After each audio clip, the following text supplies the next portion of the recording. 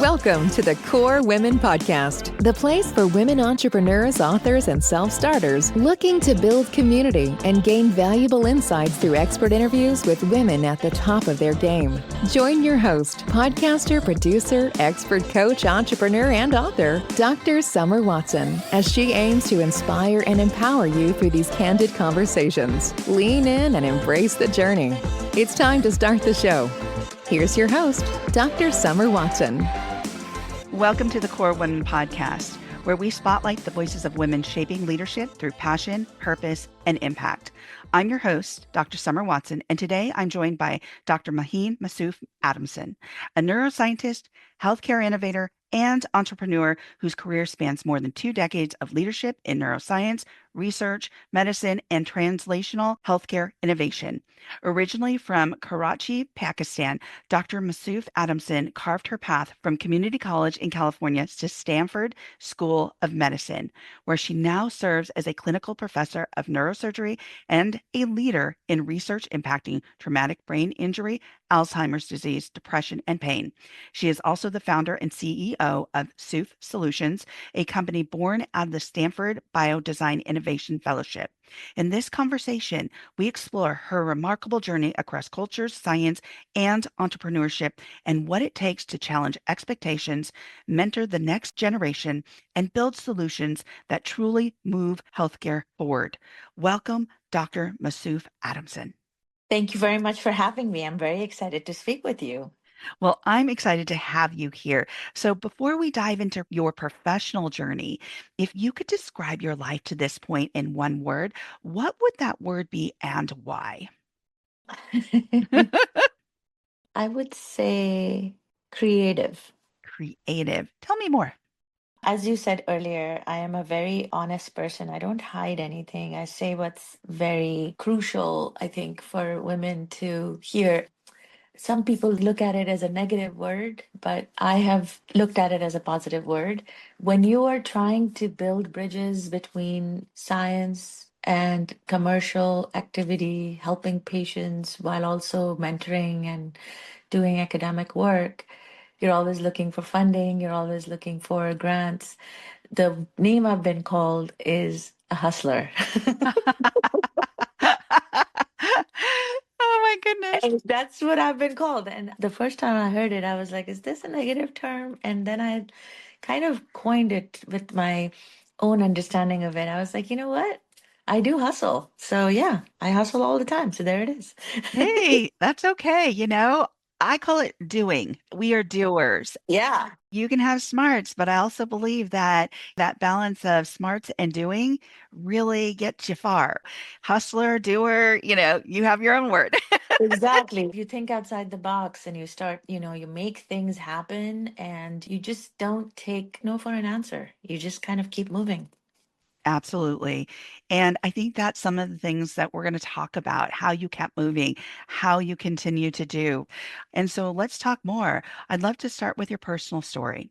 You grew up in, I hope I'm saying this right, Karachi? Yes. In a culture where expectations for girls were very different from the path you ultimately pursued. So, what gave you the determination to challenge those expectations and pursue education abroad? Yeah, this is a very deep question. And I want to preface my answer by saying that I am middle-aged and things have changed drastically in my city and in Pakistan. We are really moving forward in terms of the strength of women there. I recently have been a visiting professor at Aga Khan University, and I'm involved in doing a lot of research. And the majority of the task force there is women out in the field as doctors, as nurses, as research assistants. Women are driving bikes there, women are working, they are independent. I mean, it is incredible the movement I've seen in the past 30 years in Pakistan. So I'm very hopeful, and there's some of the most incredibly strong women that I've met have been from Pakistan. When I came here, I was 19. It was difficult for women to come abroad to study without being married. Most women from my family and most of my friends came to the US after being married with their husband, and then they pursued their education or waited to have children and pursue their education. And almost all of my cousins are now highly educated, working, and amazing. I chose to do the other path. I chose to come here unmarried because my brothers were abroad. And I kind of told my parents that I really wanted to look at that time anthropology and archaeology and I wanted to explore things that were other than medical school. And my father was the driving force of this, I have to say. He has passed on since then. He always raised me as somebody who would question, who would always argue about things that were unjust. And he opened my eyes to a lot of things since I was able to read. And so I convinced him that I should go and study abroad just like my brothers, because there should be no difference between women and men. And it was met with a lot of challenges within my family because immediate family members did not agree that I should go abroad alone. So my father said, okay, go ahead and go to a community college and stay with your eldest brother, who was at that time staying in LA. And I did that. I did not apply to a 4-year college, even though my grades were quite stellar at that time. And I actually walked from my brother's house to the community college, registered myself, and started my community college journey because I did never applied to a 4-year college. And then from there, I went to UC Irvine. My family didn't know about UC Irvine, they knew about UCLA and UC Berkeley. But that year, UC Irvine received 2 Nobel Prizes, one in chemistry and another one in physics. So my father was like, okay, I can pay for that school. And, very typical Asian parents, which I also have the same genetics, but hopefully less than that. So I did go to UC Irvine for neurobiology. And at that time, I was very intrigued by the Western form of feminism. So I also did bachelor's in women's studies at UC Irvine. Highly recommend doing double major or at least a minor in something that is out of your field. It's literally like, going into those old book stacks and you go and look for one book, but because you're passing all the other book stacks, you find other things that you're interested in. And so I used to walk from neurobiology science campus to the humanities campus, and it just made you learn so much. And yeah, so that was my journey. And during that time, I also got married very young to now my ex, who was a Navy veteran. So I learned a lot about the US, learned a lot about veterans, and learned a lot about science. And that was my original journey from, starting to do research in the brain. Well, actually, this is segueing great into my next question, but I do want to just kind of stop for a second and kind of go off my script because I love what you said about the minor and doing something completely different than your major, because I think that gives us that balance sometimes that we need to see things from different perspectives and a little bit more objectivity. And I never did a minor, but I always thought, well, I took enough like culture courses that I really wanted to learn. I was trying to figure out more about people, right? So I love that suggestion because I think a minor, it does give you that objectivity, something else to study and look at the world in a different way, perhaps. But my next question is, when you arrived in California and began studying biology and neuroscience, you described the moment you first saw the brain under a microscope as transformative. What was it about that experience that sparked your lifelong fascination with the brain and behavior? So I think I've always been somebody who is very intrigued by biology. So in Pakistan, even now, I think you are asked to choose your path when you're in ninth grade. Things may have changed. I don't know that much about secondary education, that what's happening now, but you go into either science in those days or go into humanities. And I chose science and loved biology, loved chemistry, not so much physics. And when I came to the US, I was very intrigued by world religions and anthropology. And I started taking those classes at the community college, fell in love with them. But somehow I was very good. And I'm not saying I wasn't good at it, but I had this pull towards biology and chemistry, this quantitative understanding of how your body works and how environment works. And so I started getting back into it. Even in the community college, I was like, you know what? I need to get back into that. And when I joined UC Irvine, I ended up just kind of in those days, it wasn't really a thing to do research as an undergrad. Wasn't a thing. I don't know. Maybe I was just in the right environment where I was mentored to do it. I walked into several labs and I wanted to do research. And I wasn't sure at that time whether I wanted to do an MD or a PhD. And I remember walking in one of the labs, which was what's called a physiology lab, an auditory physiology lab, in which we worked with animals, rats specifically, and we trained them on specific tones.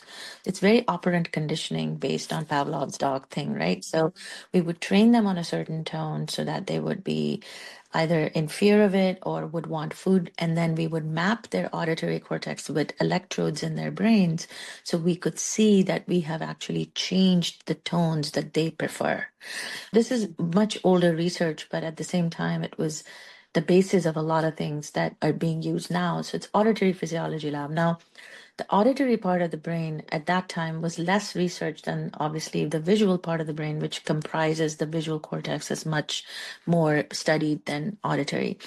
So it was almost like an experience of being God. And I love making these comparisons, especially when I'm talking about them, so that people relate a little bit more to this kind of like feeling of, oh my God, I can control what the brain is doing Mm. even though it's in a rat, right? And this relates to how people can really feel like, oh my God, I'm doing a PhD in neuroscience. I know everything.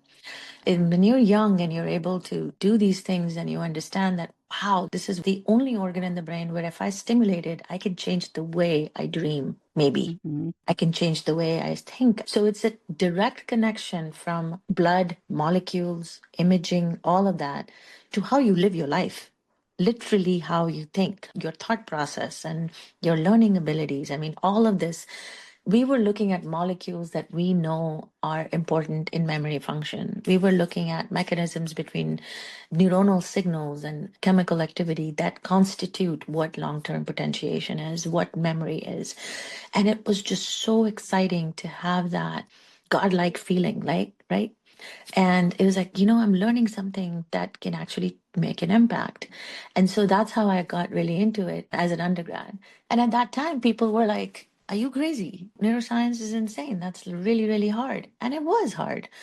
But it is one of the most coveted majors now. So many people do neuroscience because it's applicable to so many things. And the key thing about neuroscience is that it is a universe within your body. And no matter how much you learn, you never ever learn enough. And you never ever stop asking. It is exactly like the universe. It is absolutely fascinating and it makes you incredibly humble. That whole initial, like, oh my God, I'm studying the brain, goes away pretty fast because we don't know a lot of things. Right, exactly. As you said, it's like the universe, it's just infinite. There's so many things to learn and so many unknowns. And yet you're there. You're part of that movement.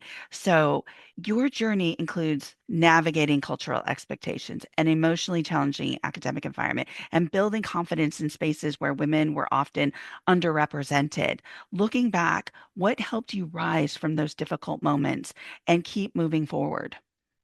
My experiences are not just because I have a daughter who's 16 and a son who's 22, but my experiences are I'm a very big mentor to a lot of women, especially also men. But my lab is famous for doing student programs. I've been working very closely with 3 or 4 departments at Stanford. I work very closely with polytrauma department, neurosurgery at TBA Palo Alto. And we have a very nice student program where we mentor students in undergrad and also postdocs, residents, where we teach them how to do research. And one of the biggest challenges is just understanding that you have to be good at one thing when you're young. And I want to rephrase that. I know there's a lot of opportunity all the time and there's a lot of multitasking. And I'm not saying don't multitask. It is not good for the brain for the long time, but try to figure out what you're good at and put time into it because hard work pays off. When you're going to spend like 6 to 8 hours a day on a topic, Like maybe you're doing, I don't know, US history and you're into history and you're spending literally reading 200 pages a day. It changes the way you think about things. You have to focus on be good at one thing to the point that go deep into it, whether it's statistics, whether it's history, whether it's biology, whatever it is. That really helps you move forward because it is not about the subject. It is about the analytical way in which your brain is being trained to learn about it. Because once you learn that, you're going to apply it to everything else. And that is such great guidance because I think, especially when we're younger, and again, this speaks to brain development. When our brains are developing, we don't exactly know where we want to be. Absolutely. And we don't necessarily understand what that means. How do we help our brains? How do we help it adapt? How do we study just one thing? Or how do we focus on that one thing that we're really good at? Because at that point, let's say even 17, 18, we're still trying to establish what that thing is. Exactly. And so there's this kind of catch 22 because we're being asked at a very early age, even at, like you said, ninth grade, perhaps, to choose. Is it going to be humanities or is it going to be science? What's your major going to be? What's your focus going to be? And then we get into college and we're asked, hey, declare a major. Yeah, it's very hard. It is. And then people graduate, and you see that a lot of times they don't go into something that they've graduated with unless it's something specific, like neuroscience or like engineering or like physics or like, Yeah. computer science. And people are just still trying to figure it out. So, what would you say to that? This is completely off script. I don't know. It is, I love it because it's so applicable to everything that we're doing now. So again, I go back to the point that I had to choose early. And, I was doing animal work in auditory physiology, and I'm now CEO of a company that's digital health. I mentor a lot of women. I am director of research for Women's Health Center at a VA. And I am running a lab that does a lot of traumatic brain injury and Alzheimer's disease in humans that has nothing to do with animals. Let's get into that. So, you've had an extraordinary career in research and academic medicine. Yes. Yet you chose to step into entrepreneurship and create Soof Solutions. Why did you feel this was the right moment in your career to move into innovation and startups? Because that's a major shift. It's a major shift. Yeah. It's adding on to my plate. It is not something that I have completely given up everything and moved into it. It is adding on to my plate. And what I'm trying to get to the audience here is that you can start a path, but you never know where it's going to take you. It's going to diversify. So don't think that if you're going to do economics or physics as an undergrad, that you will be doing that at the age of 35 or 40 or whatever. Your path can lead into a ton of innovative stuff. Now, in my day, you couldn't do this kind of innovation, but now you can. You can have an economics major, an undergrad, and still go to medical school. Yes. Good point. You can do that. It also depends on your personality. How much impact do you want to make? How much mentorship have you been given to say, hey, you are outgrowing your space. You need to step out of your space because you can actually make a bigger impact. So I have been doing neuroscience for 20 years. I've been building centers. I've been, mentoring people. I've published an incredible amount of papers and I'm known for collaborations. I've done global research. I've gotten to a point in my life where I'm like, publishing a paper is fantastic. Getting it into policy is fantastic. What about impact, direct impact on a patient? Having something that you can call your own, that you know that a patient and a caregiver is going to use, and you're going to watch it, and it's going to be an impact, a direct impact. And when you take any innovation class, or you talk to anybody who's had a digital health startup or any kind of startup, you talk to an entrepreneur, you stay in an environment where your ideas can actually create an impact that is so direct that is bigger than any paper you can ever publish. Yeah. And that's the exciting part. Now, I mentioned creativity, and I mentioned creativity that actually stems from personal experiences. Episodic memory, what happens in your hippocampus, what you're able to remember, what keeps you up at night, Those are the things that are channeling your creativity. And that is the reason why I created Soof Solutions, is because of what happened to my father. Mm. If that emotional aspect was not there, I would not have created it. So tell us more. Yeah, so it's not because the science is not great. The science is backed with all kinds of evidence because I'm a neuroscientist, but I didn't understand the need when I created the company. I created it because my father went through it. My father had a stroke in 2007 and he passed away in 2008. And he had two strokes. He lost his ability to speak. He had what's called aphasia and immediately diagnosed with depression. And he was in his early 70s, and it knocked the socks out of my entire family because he was a very talkative, boisterous person, was writing his autobiography, and he couldn't ask for a glass of water. It was very frustrating for the whole family, but it was particularly frustrating for me going back to that question because it was the most humbling experience of my life. I had finished my PhD at that point and I thought I knew everything about the brain, but I didn't. And I couldn't help my father. And it was that frustration that people were like, okay, is he not able to understand English? Because there were no devices or apps or anything available that could be language agnostic for him to communicate with the other person. So I decided when it was time for me to think about commercializing something in my biodesign program as a faculty fellowship about 3 years ago, I said, okay, let me think about something that I'm very attached to. And that's what people usually advise you. And I advised my mentees is that something that is bothering you and has bothered you for a while is going to be why you are going to be creative. I come from the entrepreneur channel of people who are professors already, who are scientists already, and they're creating companies because they want to. They have ideas and they have innovation. And so I created this company because I wanted to make an impact and to find a solution for people who can't communicate. And when I went into the literature, when I saw in the US alone, how many people get a stroke every year? How many people get depression afterwards? How many people need the communication skills? And how these devices and these apps, they're not available to people. And if they are, they're expensive and take forever. And they're additional devices you have to pay for. There's no caregiver interaction. There's less personalized information being used. And so I said, okay, let's try to make this happen. And now we have made the product. We have a FDA approval as non-significant risk. We are trying to run 3 pilot studies. 2 of them are going well. Third one, I'm trying to move forward. We don't have revenue yet, but we are pushing forward. We're a Stanford-backed company. And we also are backed by Brown University, which I'm alumni of because I did my master's there for healthcare leadership. And it is a very exciting journey. And we're trying to raise money, crowdfunding through Start Engine at the moment. We are on Apple apps, but we are launching them so that we can actually provide them directly to nursing homes so they can use it for their patients for providing needs assessments and also directly to customers. Because we believe every person deserves their last words. My father never had his last words.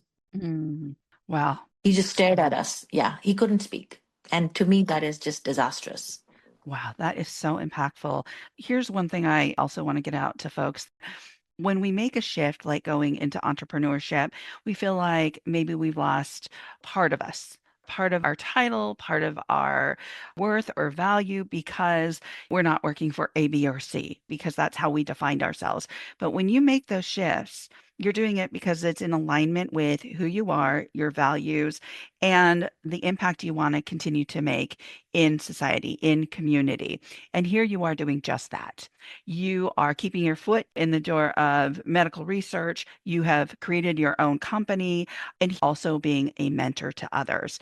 And so we have covered a lot of ground. We are almost at time, but as we come to the close of this interview, my question for you, Maheen, is for young women, scientists, or entrepreneurs who want to pursue bold paths in science or innovation, what is one piece of advice you would give them as they navigate their careers? One piece of advice I would give them is always keep your mind open to other things. Focus on one thing, go deep into it, but also keep your mind open for things that are way out of your sandbox. Do some outside box thinking.